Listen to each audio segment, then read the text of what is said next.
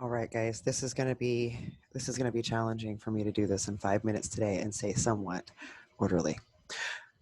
I am really excited about the words I drew out of the jar today. Okay, so I was having a rough morning. Oh, uh, morning coffee, July 28th.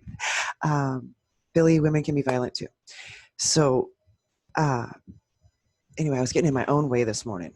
Just like I literally tried to put the towels away before I was dried off because that's helpful. That's productive.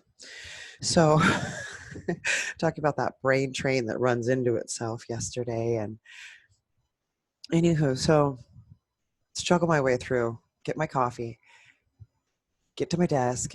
I'm like, okay, I'm gonna pull the words out for the day. Actually, there was a whole lot of crap that happened in that entire time that was very difficult.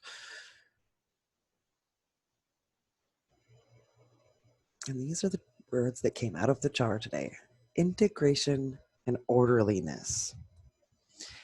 The integration of orderliness. So integration, defined, the action or process of integrating. In mathematics, it's the finding of an integral or integrals. Okay, that's totally different subject. We could go down that rabbit hole. The other one is orderliness. It's a noun, uncountable. The fact of having a regular, proper, and systematic arrangement, orderly behavior.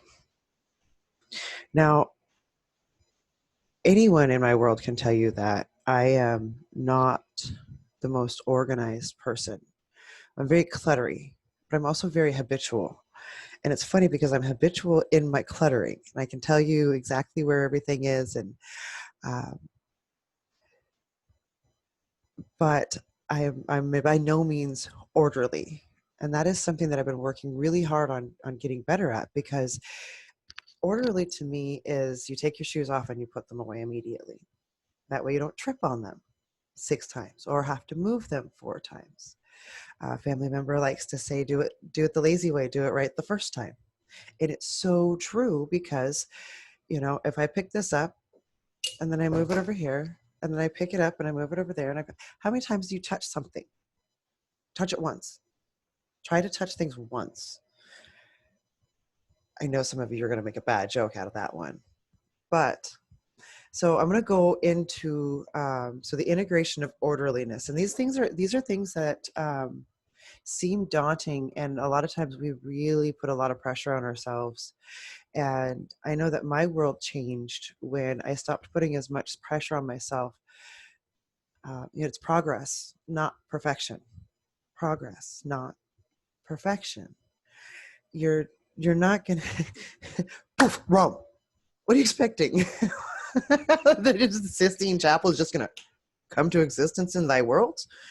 Like, no, you're gonna have to go out and grind that mortar down, and you're gonna have to create the concrete and make the bricks, and you're gonna have to build it. And it's gonna be little tiny things. But here's the good news. Here's the really cool news. They're little tiny things. So by working the little tiny things over and over, you can create the big things that you're looking for. And everybody's talked about this diet, and especially like, oh, well, just exchange bread for salad for bread, or if you want to quit smoking, change your habits, or if you want to. So let me tell you something that's really cool. And um, now I lost the part of the article. So I'm in an article from NPR, and I'll post it in the comments. Habits, how they form and how to break them. And it's an article on the power of habit, why we do what we do in life and business. Charles Duhigg. Sorry if I pronounced your name wrong. And it goes into so neuroscientists have traced our habit-making behaviors to a part of the brain called the basal ganglia, which also plays a key role in the development of emotions, memories, and pattern recognition. So decisions, meanwhile, are in a different part of the brain called the prefrontal cortex. As soon as a behavior becomes automatic, the decision-making part of your brain goes into a sleep. So the more that you create a habit, the less and less effort it's going to be. Okay, so here's mine. Silly.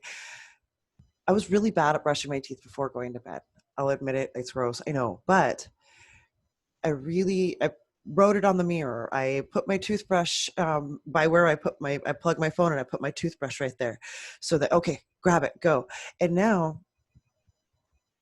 so the other night, I'm really tired and I'm sitting out on the porch and I'm like, I'm just going to skip brushing my teeth. Forget it. I'm just going to go straight to bed. I get up, I go inside, and the next thing I know, I'm in the bathroom, putting the toothpaste on the toothbrush. And that's because I've created the muscle memory in order to do that. I've trained my body. 45% of your brain is actually not is used for these habits that we're talking about. So what have you filled up that part of your brain with? Which habits? Because you're going to be habitual. So